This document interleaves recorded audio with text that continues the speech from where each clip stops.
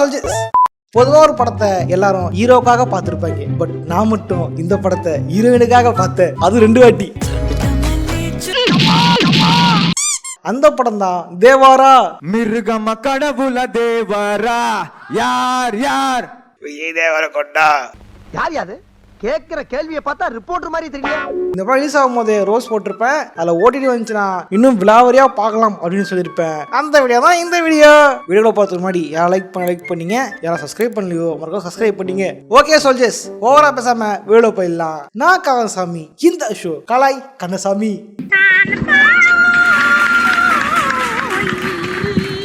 படத்துல சாயல்ல பாத்தீங்க அப்படின்னா யாரோ சிலர் வந்து யாரே தெரிய வந்துருவாங்க. அந்த டைம் வந்து நம்ம பிரகாஷாய் வந்து படல கூட்டின்னு போயிட்டு, தம்பி தேவரனா எப்படிப்பட்டவர் தெரியுமாப்பா, தேவரா எப்படிப்பட்டவர் தெரியுமாப்பா. தலைவன் வந்து இந்த குருவமா கதை சொல்லிட்டு இருந்திருப்பாரு. உண்மையை சொன்னா நான் படத்துக்கு தியேட்டருக்கு போகும்போது நான் 10 நிமிஷம் படத்தை வந்து மிஸ் பண்ணிட்டேன். லேட் ஆயிடுச்சு, டிராபிக் லேட் ஆகி போயிடுச்சு. நான் நினைச்சேன் ஒண்ணு திருடு பயலுக்கு போல, திருடின்னு வந்திருக்காடுங்க போல, அங்கதான் சொல்லிட்டு இருக்கான் அப்படின்ட்டு. பட் ஓட்டிட்டு பார்க்கும்போது தெரியுது அவன் கதை சொல்லிட்டு இருந்து போலீஸ்காரங்கிட்ட அப்படின்ட்டு. ஏட்டா போலீஸ்காரங்க திருட கதை சொல்றியே, இதெல்லாம் கேட்டு போட்டு பிடிச்சிட்டு போட மாட்டா. ஐயோ அதை பத்தி யோசிக்கவே இல்லையே. அதோட பரவாயில்ல, இவங்க வந்து தேடி வந்தது எட்டி கிரிமினல் தேடி வந்திருப்பானுங்க. பிரகாஷாஜி கூட்டு போயிட்டு எட்டி எப்படி பட்டோன்னு தெரியுமா, எட்டி யார் தெரியுமா சொல்லுவான்னு பார்த்தா தலைவன் சம்மந்தமே இல்லாம தேவரம் எப்படி பட்டோன்னு தெரியுமா. மலை மேல வந்து பயமுறுத்தலான்னு பாத்தியா? யார் நீ? யாருன்னு எனக்கு தெரியாது, ஏன் உயிரை வாங்குற போடா. செங்கடல் தெரியுமா, தேவராமல செங்கடா மாறி தெரியுமான்ட்டு தலைவன் வந்து எதுக்குமே சம்மந்தம் இல்லாம கண்டதை பேசிட்டு இருப்பாரு. ஏண்டா அவன் கேட்டு வந்து எட்டியடா, நீ எவ்வளவு பேர் சொல்லாம எவ்வளவு பேர் சொல்லிட்டு இருக்க. இப்படிலாம் வெறுப்பா பேசுறேன். ஒரு நிமிஷங்க கேட்பாங்க எட்டியை பற்றி தெரிஞ்சதெல்லாம் சொல்லுங்கன்னா அவன் அவனுக்கு தெரிஞ்சவங்கள பற்றி சொல்லிக்கிட்டு இருப்பான். கடைசியில் இப்போ நான் சொன்னதெல்லாம் எட்டி பற்றி இல்லை, தேவரா. சரி இதில் எட்டி எங்கே, எட்டி அவன் எப்படி எனக்கு தெரியும், எனக்கு தேவராவை தான் தெரியும் அப்படின்ட்டு எஸ்கேப் ஆயிட்டு போல. சொன்ன மாதிரி நீ தேடி வந்து எட்டிய அவனை பத்தி ஒரு வார்த்தை கேட்டியா? அவன் சொன்ன கதையில எட்டியும் ஒருத்த வந்து ஒருத்த கூட வரல. அட்லீஸ்ட் டீ கொடுக்க வந்தா கூட யாரும் வரல. அந்த ஜீவனாபத்துல தெரியுமா, சிவனேசன் குருவமா கதை மாதிரி தலைவன் வந்து ஜானி கபூர் என்டிஆர் இந்த கதையை சொல்லி இருந்திருப்பாரு நம்ம பிரகாஷ் ராஜ். 10-12 வருஷத்துக்கு முன்னாடி எப்படி இருந்த பங்காளி.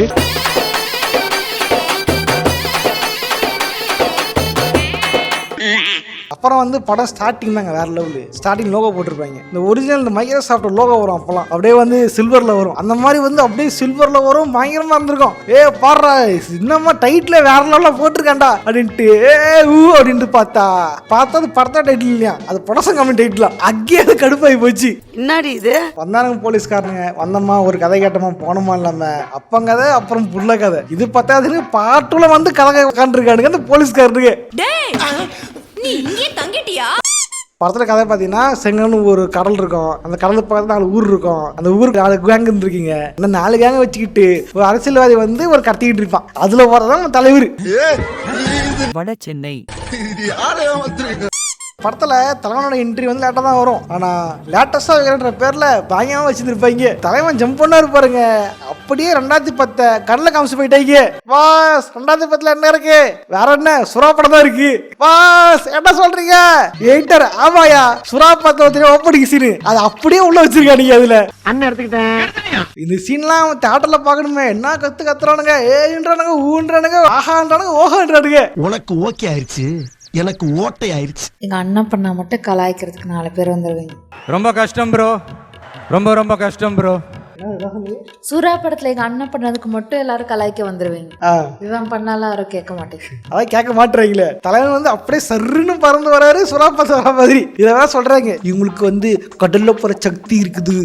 ஆக்வாமேன் இவரு கடல்ல போற சக்தி வர்றதுக்கு இந்த சக்தியை வந்து அரசாங்க பயன்படுத்திக்கிறாங்களாமா. இதுல இன்னொரு காமன்னா இந்த படத்துக்குள்ள வந்து 4 ஊர் சொன்னல, அதுல ஊர் தான் தலைவன் கலையரசன். தலைவன் கலையரசன் பாத்தீங்க அப்படின்னா கலையரசன் பேர் தான் வேற லெவலு. அது எப்ப கண்டுபிடிச்சேன்னா அந்த ஊருக்கு ஒரு ஃபைட் நடக்கும். ஃபைட் நடக்கும்போது சேஸ் பண்ணுவாங்க. அதை சேஸ் பண்ணும்போது தலைவனோட பேரை சொல்லிப்பாங்க பாருங்க, பயங்கரமா இருந்திருக்கும். நீங்க ஏதோ சொன்னீங்க, ஆனா என் காதுல இது ராங்கா விழுந்தது. தப்பால கேட்கல, கடமை கேட்டிருக்கு. இது கூட பரவாயில்ல. பையன் ஒருத்தன் இருப்பான், பிளாஷ்பேக்ல முடிஞ்சு இன்னொரு பிளாஷ்பேக்ல வந்து பையன் இருந்திருப்பான். அந்த பையன் வந்து ஹீரோவை பழி வாங்குறதுக்காக டயலாக் ஒன்று பேசியிருப்பான் பாருங்க. அந்த டயலாக் தான் வேற லெவலு. குஞ்சராவ கொன்னவனோட சாவு குஞ்சராக்கு பிறந்த என் கையால கிடைக்கணும். டேய் என்னடா டயலாக் இது? எவன் எழுதி கொடுத்தானே அது இப்படி பேசிட்டு போறான்? இல்ல டேய் என்னடா டைலாக் இது, கேட்கவே காமெடியா இருக்கடா. ஏய் சீரியஸா பேசிக்கிட்டு இருக்கேன், சிரிப்பு பொழிச்சுங்கிற. இந்த பல பாத்தீங்க அப்படின்னா இந்த ஊர்ல ஒரு ஃபைட் நடக்கும், வருஷம் ஃபைட் நடக்குமா, 4 ஊர்ல கலந்துக்குவாங்களாமா, சண்டை போடுவாங்களாமா. இதுல பாத்தீங்க அப்படின்னா வில்லனே வந்து கஷ்டப்பட்டு சண்டை போட்டுட்டு இருப்பான். நம்ம ஜூஎன்டிஆர் வந்து போங்க ஜெயிச்சிருப்பாரு. பாஸ் அது அப்பா இல்ல பையன் தான் போங்க பண்ணுவாரு. எயிட்டர் நல்லா பாரியா, அங்க அப்பனே போங்க தான் பண்ணிருப்பா. என்ன போங்க எனக்கு புரியலையே. வருஷம் ஜெயிச்சா உங்களுக்கு போங்க? அப்படி இல்ல, அதாவது ஹீரோ வந்து ஃபர்ஸ்ட்ல இருந்து ஒவ்வொருத்தரும் ஜெயிச்சு வந்தா நியாயம் இருக்குது. தலைவர் என்ன பண்ணுவாரம்மா, எவனாலும் ஒருத்தன் வந்து 2 பேர் அடிச்சுட்டு வருவானம்மா, ஆள் அடிச்சு டயர்ட் ஆகி மட்டையார அளவுக்கு போயிடுவானம்மா. அந்த நேரத்தில் இவர் வந்து அடிச்சு போட்டு பேர் வாங்கிட்டு போயிடறாமா நம்ம ஹீரோ. அதுதான் ஊர் வழக்கம். ஒருத்தன் வந்து சண்டை போடணுமா, அவன் காலியானதுக்கு அப்புறம் சண்டை போடணுமா, இந்த மாதிரி ஒவ்வொருத்தர் சண்டை போட்டு டயர்டாகி ஐயா சாமி உட்காந்து இருக்கும் போது தலைவர் நோகாம கடைசியா போயிட்டு இந்த பட்டுச்சு அவனுக்கு குத்திரி ஜெயிச்சிருவாரு. டே அவன் வருஷம் போக பண்ணிருக்காண்டா, தெரியாம வங்கியமா இருந்துக்கா நீங்க. அதுதான் வந்து கேமிங் ரூல்ஸ். என்ன ரூல்ஸ் கேட்டா தேவரா வந்து சொன்னா தேவரா சொன்னா அப்படி இல்ல, தேவார கேட்டா சொன்னான்னு அர்த்தம். ஏன் அவன் நேரம் சொல்ல மாட்டானா, சுத்தி வளைச்சுதான் சொல்லுவானோ? 2 ஒண்ணு தானே, கேட்கறதுக்கு சொல்றது. நோ மேன், அவன் வந்து ஆல்ரெடி அவன் வந்து இதுதான் நடக்கும். ஆர்டர். ஏய் அடா பாத்தீங்களா, இது நம்ம தலைவர் இலகடா. இது ஞாபகம் இல்லையா, மதுரை படத்துல தலைவரோட பஞ்சராக்கே அதுதான்டா. இது எச்சரிக்கை இல்ல, கட்டளை பாஸ் கரெக்ட் பில்ல கட்டல. ஆமால, நல்ல வேலை அவனுக்கு சேலரி கொடுக்க வேண்டிய காசு இருக்குல்ல, அதுல இருந்து கட்டிடுறோம். ஐயோ என்ன நானே போட்டு கொடுத்துட்டேனே. இன்னும் பாத்தீங்க அப்படின்னா படத்துல கப்பல் சீன் இருக்கும். என்ன பண்ணாங்க, கப்பல்ல போய் கொள்ளடிப்பாங்க, ஊருக்காரலாம் சேர்ந்துக்கிட்டு போய் கொள்ளடிப்பாங்க. போகும்போது பாத்தீங்கன்னா கப்பல் இருக்குமா கண்டெய்னர் இருக்குமா, அந்த டைம் வந்து நானா வந்து ஒருத்த வந்து மேல நின்றுட்டு இருப்பாங்களாமா, கீழே ஆளுங்க வந்துகிட்டு இருப்பாங்களாமா. தினம் கத்தி கீழே விழுந்து போகுது, கீழே விழுந்தா வந்து சவுண்டு கேட்டு பாத்திர போறீங்க, ஆள் இருக்கு போது தெரிஞ்சிட போகுதுன்ட்டு ஹீரோ கஷ்டப்பட்டு ஸ்டன் எல்லாம் பண்ணுவாராமா. ஏன்டா ஒரு கத்தி விழுறதுக்கு ஹீரோ பார்த்து நீங்க கண்டெய்னர் டிப்பு ஓடுவானுங்களே, அப்ப சத்தம் வராதா? காலி கண்டெய்னர் தான் சத்தம் வரும். எதுல பண்ணா சத்தம் தான் செய்யும், திப்பு மாடு மாதிரி ஓடுவாடுங்க. அப்ப வராத சத்தம் அந்த கத்தி போட்டா விழுந்துருமா. நேடா இது கூட இல்ல, இந்த ஆபீஸே எத்தனை மங்கினு பாருங்க. ஒரு டைம்ல வந்து வில்லன் மாட்டிக்குவான், வில்லன் ஃப்ரெண்டு தான் ஃபர்ஸ்ட், ஓகேவா. இப்ப நாம டோர் தற்கொலைங்க மூடிக்குதுன்னு தந்துட்டு இருப்பாங்களாமா. ஐயோ இந்த அவஸ்தைப்படுறானே.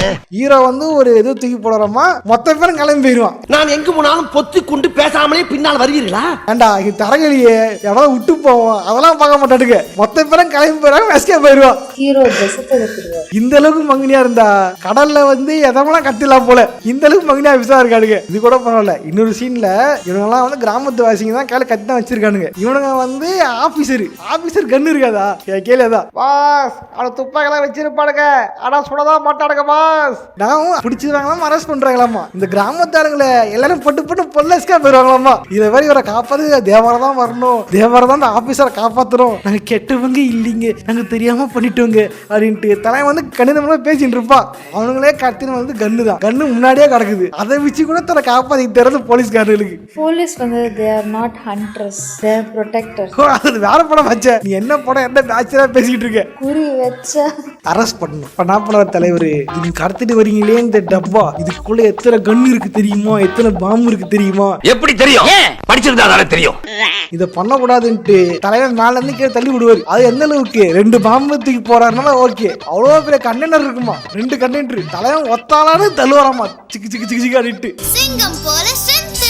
அதுவும் கண்ணன் ஹைட்டு பாருங்க எப்படி இருக்கு அடிட்டு தலைவன் ஒத்தாலா தள்ளுவாராமா. அது அப்ப இது தள்ளுறத பார்த்து விட்டு அடியானங்க வந்து அப்போது சைடு தள்ளுவாங்களாமா. அப்படி தள்ளியும் தலைவன் தான் பலத்தோட தள்ளியும் புக்கி தள்ளி விட்டுருவாராமா. எப்படி அது என்ன காமன்னா, அவ்வளோ ஆழத்துல முதிச்சு பாம்பு விழுந்தது, இவ்வளவு தூரத்துக்கு வந்து நெருப்பு தெரியுதாமா. ஏண்டா அது கிரனேடால அடுகொண்டாடா, வெடிச்சா பெருசா தெரிகிறதுக்கு. அதெல்லாம் அட்ஜஸ்ட் பண்ணிக்க மாமா, அப்படி எப்படி நெருக்கத்தான் செய்யும். கீழே வந்து மொத்த காலியாட்டு இருக்கு. அப்புறம் மாதிரி இல்லையடா, ஒன்னே ஒண்ணுதான் கடத்துவாங்களா, அப்படியே டப்பானே கத்துவாங்க. டப்பானே மூட்டை இருந்தாக்கோ இந்த அளவுக்கு முட்டுற பத்தியா ஊர் படத்துக்கு பட்டாசு எவ்வளவு பெருசா வெடிக்குது. இதெல்லாம் வந்து நிஜமா. சரிங்க, ஒரு சீல் நானா வந்து ஒரு பொண்ணு கல்யாணம் நடந்திருக்கும். கல்யாணம் நடக்கும்போது தலைவன் சீஃப் கெஸ்டா போறாரு. சீஃப் கெஸ்டா போனா என்ன பண்ணோம், நான் இப்ப கல்யாணம் வச்சோமா பார்த்தோமா சாப்பிட்டோமா கிளம்பணும். தலைவன் எடுத்த உடனே என்ன பண்ணுவான், ஓசி குடி குடிக்க ஆரம்பிச்சிருவான். வேலைக்கு போறதில்ல,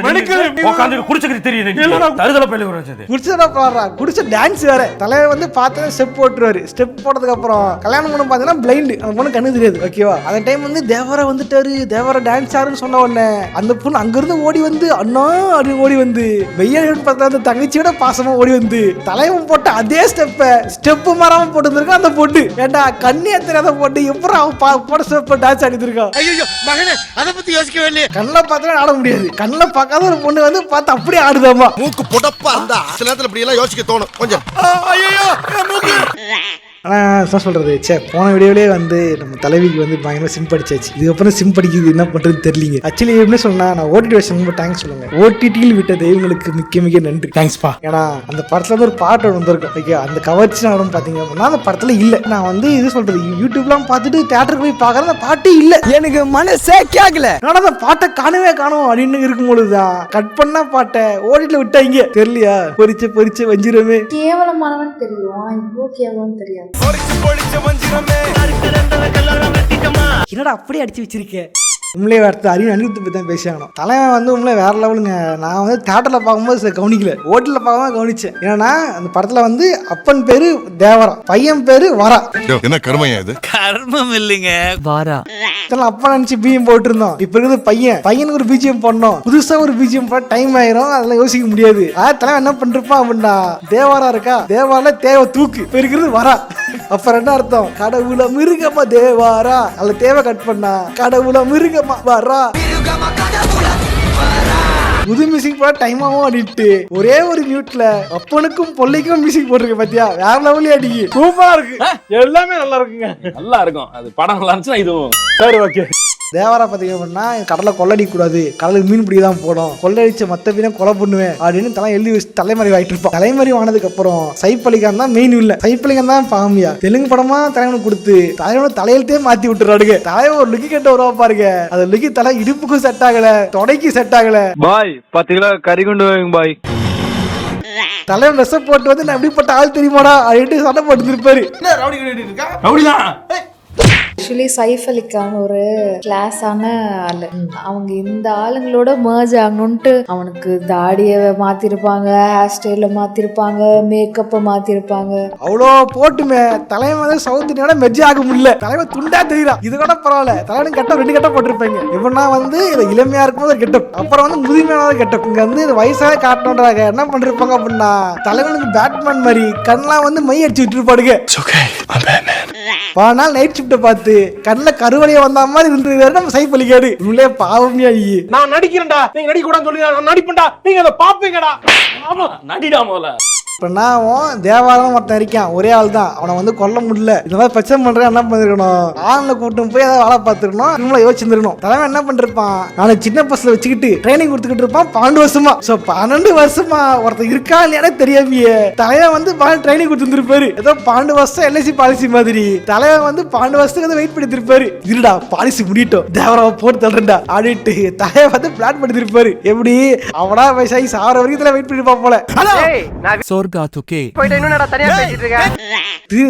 ட்ரைனிங்லாம் கொடுத்து அவனை வந்து கொலை பண்ணணும், தேவரா போட்டு தள்ளணும், எல்லா பசங்களும் போங்கடா இது பண்ணுடா அப்படின்னு அனுப்பிச்சு கிளைமேக்ஸ் சீன்ல. பட் கிளைமேக்ஸ் சீன்லாம் தெரியும், தேவரா எப்ப செத்து போயிட்டா, இப்ப இருந்த பையன் அடிட்டு அவனுக்கெல்லாம் தெரியாது, அவனுக்கு தெரியாத நமக்கு தெரியுது இல்ல. அப்பதான் புரிஞ்சுது 1ஆம் நம்பர் மட்டி கூட்டிக்குதாடே அடிட்டு. உலகத்திலேயே 1ஆம் நம்பர் மட்டிக்கும் நான் நினைச்சேன், என்ன மிஞ்ச ஒருத்த வந்துட்டான்.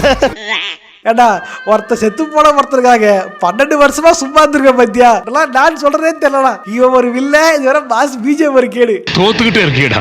நம்ம தேவாரம் பார்த்தீங்கன்னா கள்ளக்கடலாம் பண்ணியிருந்திருப்பாரு. எப்படி திருந்தாருன்னு பார்த்தா நம்ம முகமுடி வில்லன் வந்து சொற்பொழி வாட்டுருவார். நீங்களாம் எப்படி இருந்தீங்க தெரியுமா, உங்க பொண்ணு எப்படி இருந்தாங்க தெரியுமா, நீங்க ஏன் கடத்துறீங்கன்னு சொன்ன உடனே தலைவன் உடனே வந்து மனசுமாயிட்டு இருப்பான். எப்படி இத்தனை நாள் பணமோ தெரியல, நீ வந்து வர சொன்னது தெரிஞ்சுதே ஆயிடுச்சு, திருந்துட்ட நீ நம்பணும். நம்பிக்கை தான் வாழ்க்கை, வாழ்க்கை தான் நம்பிக்கை. இவ்வளவு பெரிய பிரச்சனையே அந்த சொற்பொழிவு தான் காரணமே.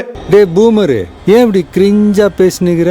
இதுக்கு நம்ம ஜீவனே மேல்றா. கிளைமேக்ஸ் சீன்ல வந்து அப்பனே சொல்லும் போது கூட தலைவன் வந்து படா பூமர்னு போடே இருந்திருப்பான். இந்த படத்துல என்ன பொறுத்த வரைக்கும் வந்து ஒரே நல்ல விஷயம் எது அப்படின்னா நம்ம தலைவி ஜானி கபூர் தான். தலைவி இல்ல தலைவி தங்கச்சியா சொன்ன மாதிரி இருந்துச்சு. தலைவி பாத்தீங்க அப்படின்னா கொடுத்த காசுக்கு தாராளமாவே வந்து கவர்ச்சி காட்டியிருக்காங்க. நெட்ஃபிளிக்ஸ் உனக்கு ரீசார்ஜ் பண்ணது ஒருத்தரா 250 ரூபா ஒருத்தரா அப்படின்ட்டு இந்த ஒரு சீன்ல வந்து நிரூபிச்சு காமிச்சிட்டாங்க. அதுவும் அந்த பாட்டு பாருங்க வேற லெவலு. இதெல்லாம் மனுஷனா? சீ, அது உனக்கு தங்கச்சி மாதிரி. என்னது, என்டிஆரோட தாத்தா ஸ்ரீதேவியோட டான்ஸ் ஆடி இருந்திருப்பாரு. அவங்க 2 பேர் ஜோடி அந்த படத்துலடா. அப்ப ஜான்வீர் கபூர் ஸ்ரீதேவியோட பொண்ணு அப்படின்னு பார்த்தா ஜான்வீர் கபூர் ஜூனியர் என்டிஆருக்கு சித்தி முறை தான் வருது. அது எப்படி 2 பேரும் ஒன்றா டான்ஸ் ஆடலாம்? இது தப்பு இல்லையா? எப்படிடா லூசு மாதிரி பேசு. அப்ப அது வராதா, அப்ப இது வராது. அவ்வளவுதான். ஒரு சிம்படிக்கு எத்தனை பையனா சொல்ல வேண்டியதா இருக்கு. சம்பந்தம் இல்லாம பேசுறாங்களே. ஆல்ரெடி படம் ரொம்ப பெருசு. இதுல எதுக்கு அந்த விட்டு போன பாட்டை வேற சேர்த்தாங்கன்னு தெரியல. இப்படிலாம் சொல்லக்கூடாது. உண்மையிலே பாத்தீங்க அப்படின்னா நல்லா இருந்துச்சு அந்த பாட்டு தான். வளருது மைண்ட்ல வந்து அந்த பாட்டு மைண்ட்ல டான்ஸ் ஆடுது.